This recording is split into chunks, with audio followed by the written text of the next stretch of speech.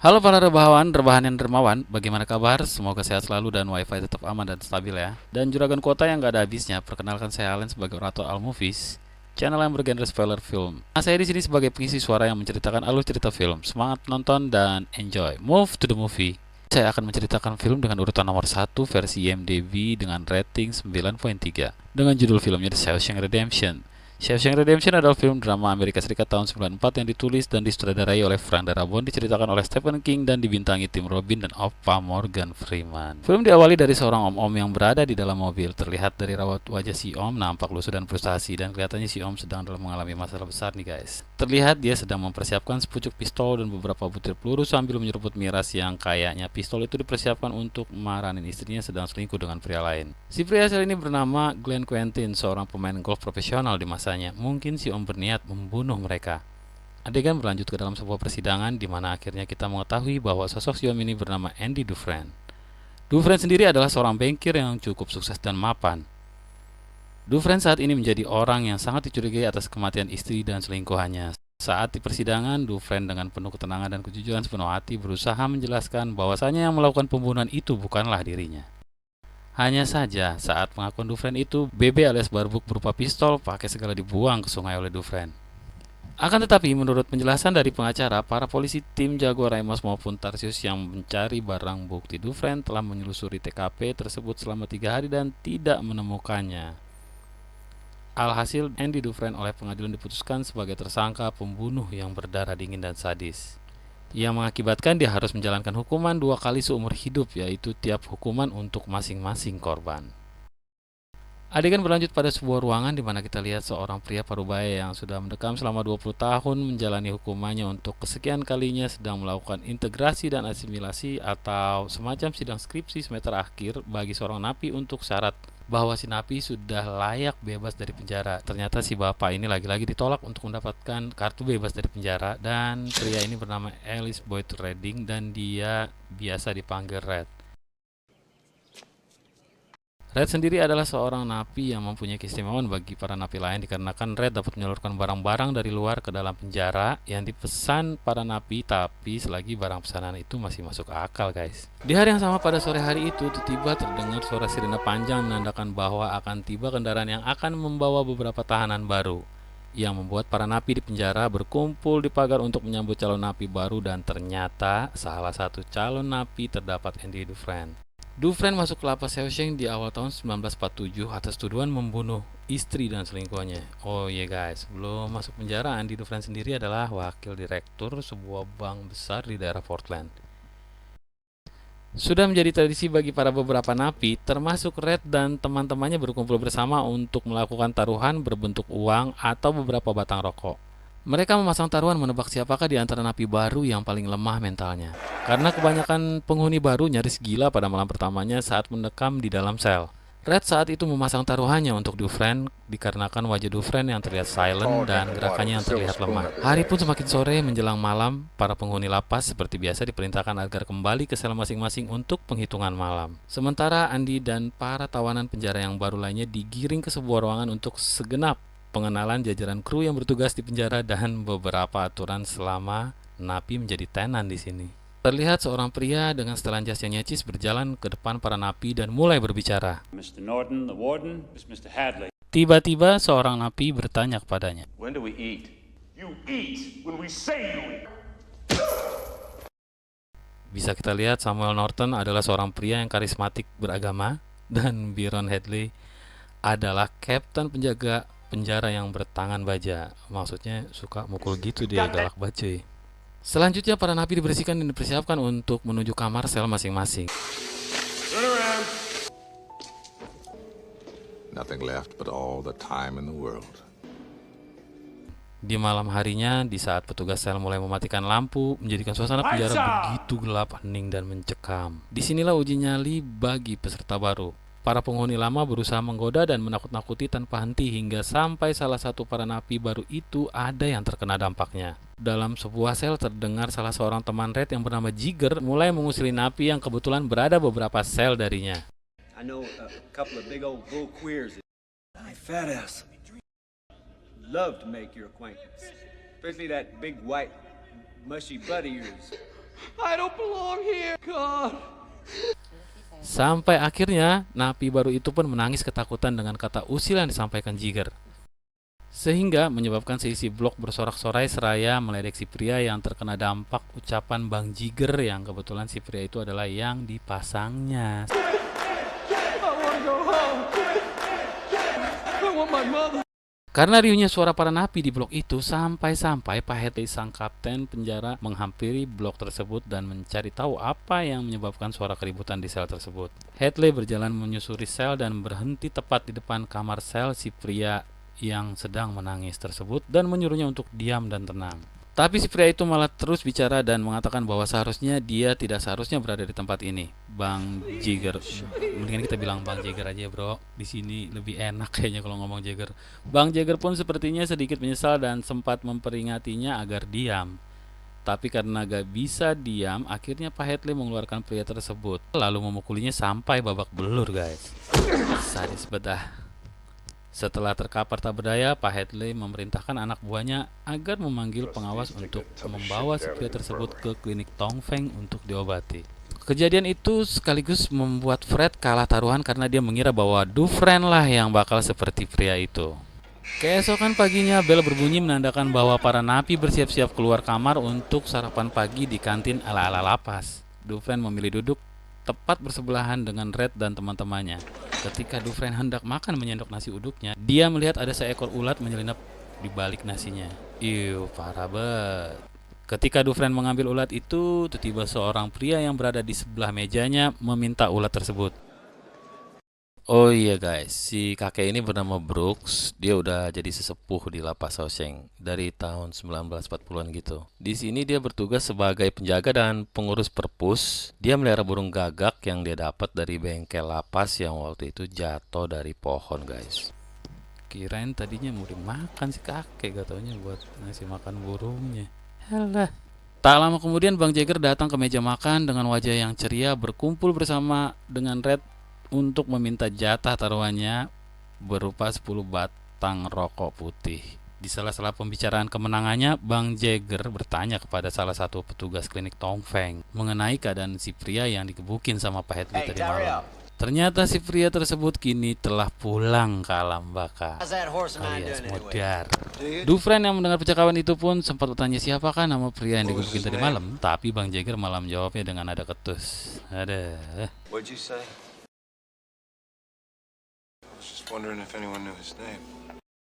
What the fuck do you care, new fish? It doesn't fucking matter what his name was. He's dead. Bang Jagger. Setelah sarapan pagi, Dufresne melanjutkan kegiatannya dengan mandi ala-ala napi. Saat mandi, Dufresne disapa oleh seseorang pria yang dari belakangnya sepertinya lelaki ini menyukai sesama jenis. Dan dia mencoba menggoda Dufresne. Maka dari itu Dufresne pun mempercepat mandinya dan meninggalkan lokasi tanpa menjawab sepatah kata pun. Yalah ngilu juga kalau gitu kejadiannya sih. Pada awalnya, hari demi hari Dufresne di dalam penjara dijalaninya dengan menyendiri tanpa bergaul dengan napi lainnya. Nampaknya Andy mencoba memantau dan mempelajari situasi dengan perilaku lingkungan sekitar. Hingga suatu ketika pada saat Red sedang bermain bisbol dengan teman-temannya, Dufresne pun menyapa Red dan mencoba memulai hidup bersosialisasi. Andy menceritakan kepada Red sebetulnya dia di penjara bukan atas kesalahannya, karena dia bukan pembunuh seperti kasus yang dituduhkan pengadilan kepadanya. Red pun tertawa mendengar ucapan Andy. Hahaha. Dia pun mengatakan, Hey, what you in here for? Didn't do it.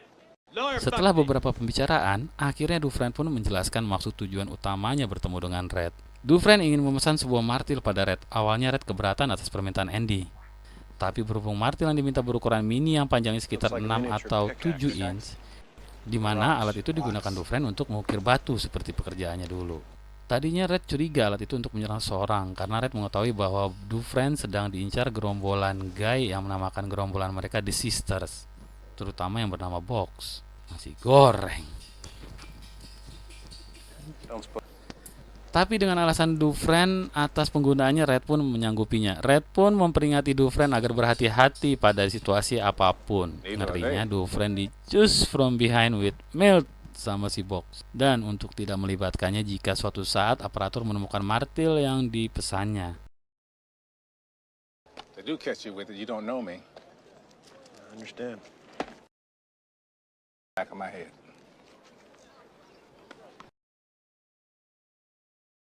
Setelah kesepakatan itu, Dufresne pun pergi meninggalkan Red dengan sikap santai dan misteriusnya. Him from this place. Invisible coat that would shield him. Hingga tiba saatnya apa yang dipesan oleh Dufresne pun tiba. Red pun mengambil pesanan Dufresne melalui salah satu tukang laundry pakaian di penjara itu yang sekaligus menyelundup pesanan-pesanan barang para napi di dalam sel. Red pun segera mempersiapkan pesanan Dufresne untuk kemudian diberikan melalui tukang rental buku yang berkeliling sel pada saat malam hari tiba ketika para napi ingin istirahat.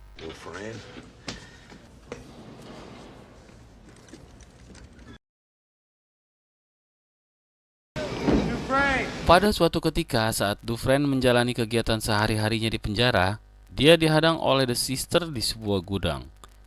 Box bermaksud untuk melecehkan Dufresne. Akan tetapi Dufresne melakukan perlawanan, sehingga Box tidak berhasil melakukan pelecehan tersebut. Namun Dufresne jadi babak belur dipukulin Box dan gerombolannya.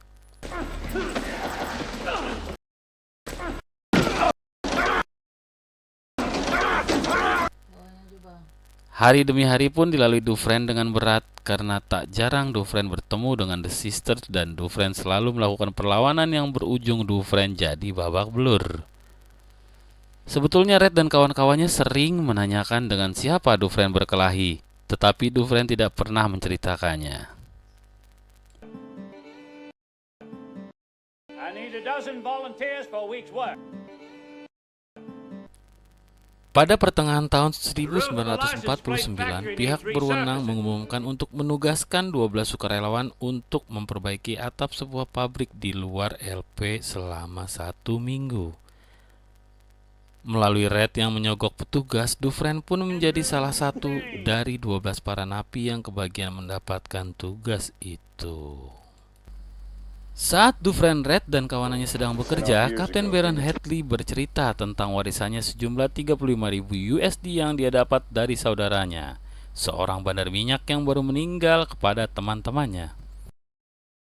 Tapi Hadley mencemaskan masalah pajak yang harus dikeluarkannya ketika nanti menggunakannya untuk membeli barang-barang mewah. Mendengar pembicaraan itu pun, tiba-tiba Dufresne menghampiri Hadley dengan maksud untuk membantunya menggelapkan pajak tanpa ada resiko. Menyelesaikan masalah tanpa masalah.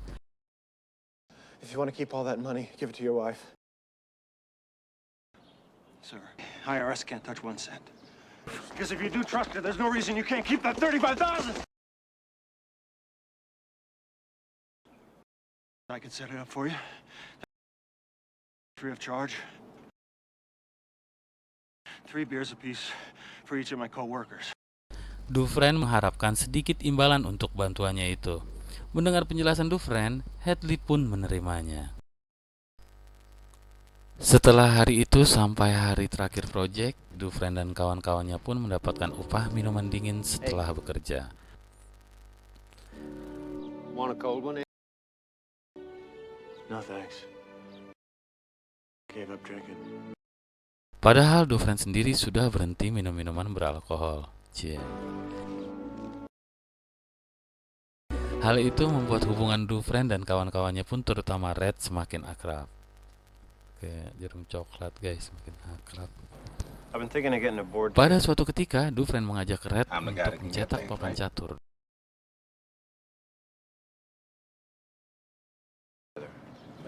Dia bisa membuat biji catur dari bebatuan dan Red sebagai penyuplai bahan dasar batu.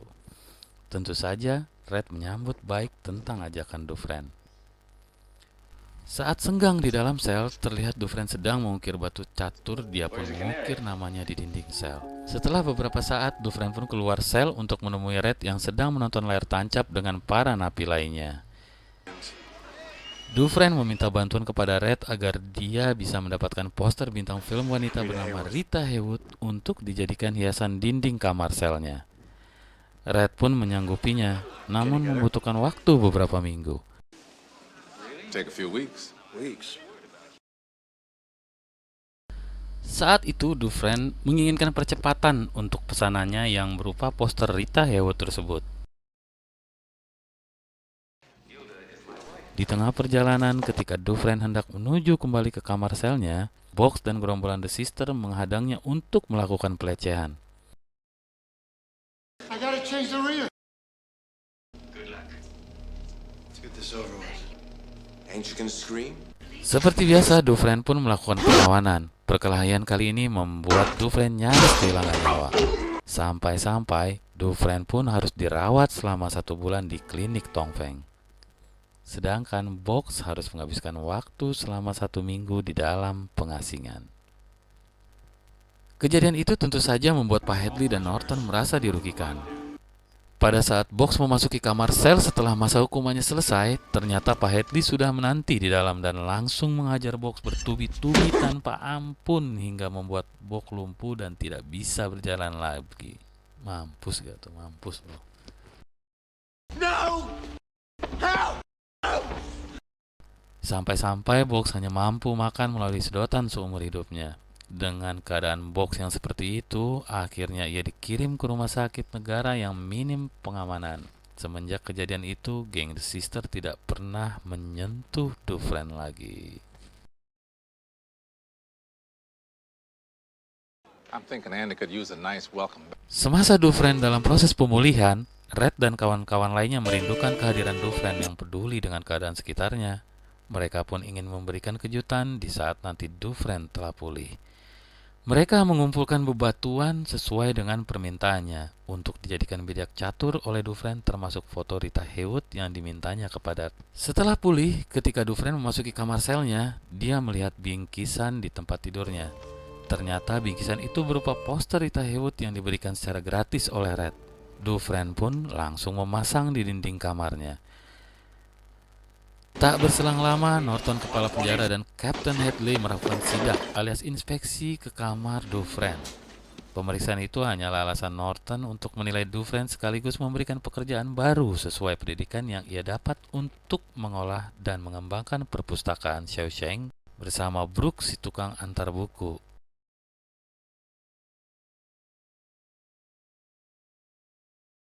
Well, perhaps we can No, sir, not especially.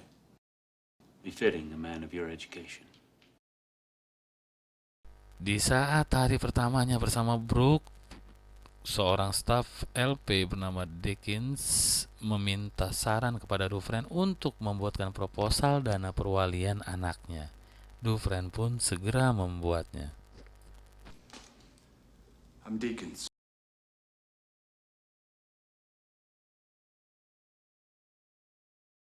Thinking about maybe setting up.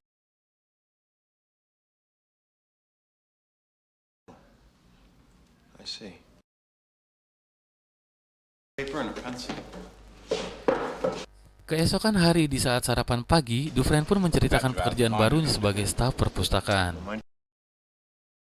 How about expanding the library, get some new books in there? Bahkan Dufresne pun diberikan keleluasaan untuk mengembangkan dengan penambahan buku-buku baru. Untuk itu semua berarti Dufresne membutuhkan dana yang lumayan. Dia berniat memintanya kepada kepala penjara.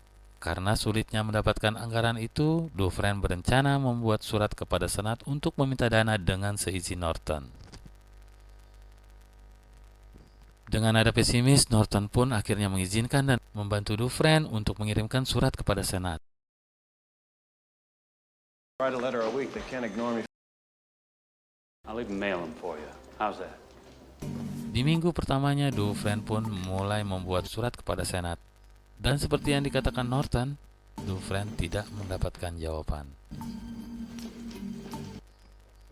Setelah beberapa bulan, Dufresne langsung mendapatkan pekerjaan baru untuk membuatkan pajak sebagian dari staf karyawan dan sipir lapas. Setelah 1 tahun kemudian, dia pun membuatkannya untuk semua staf termasuk Norton. Karena kesibukannya itu, sampai-sampai Dufresne pun diizinkan menggunakan staf, dan dia menempatkan Red sebagai stafnya. Di sela-sela kegiatannya, Dufresne pun tetap mengirimi surat tiap minggunya untuk Senat. Suatu hari, terjadi keributan di perpustakaan antara Bang Jigger dan Brooks. What's he done to you? Brooks saat itu berniat membunuh Jigger agar ia tetap di penjara. Let me stay. Ternyata Brooks melakukan itu karena dia mendapatkan kartu bebas dari penjara. Wah, ini juga ya. What the hell did you do to set him off anyway? come in here to say fare thee well.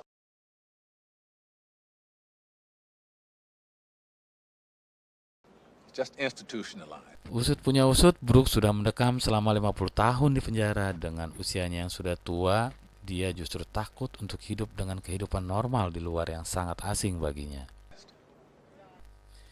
Karena Brooks sudah menjadi bagian dari penjara itu tersebut. This is all he knows.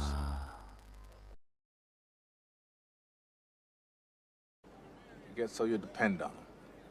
Hingga saatnya tiba, Brooks bebas dari penjara. Dia pun tinggal di sebuah tempat berupa rumah yang bernama Brewer.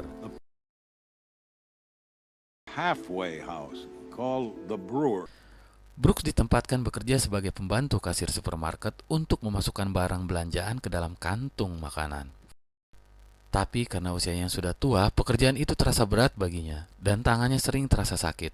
Brooks sangat putus asa dengan keadaan tersebut. Make sure you double bag like the lady says, understand? Pernah terpikir olehnya untuk melakukan tindakan kriminal agar dia dimasukkan kembali ke dalam penjara. Shoot the manager while I was at it. Hingga suatu hari, ia mengirim surat kepada Dufresne meminta maaf kepada Bang Jigger masalah keributan itu dan mengakhiri hidupnya. No hard feelings.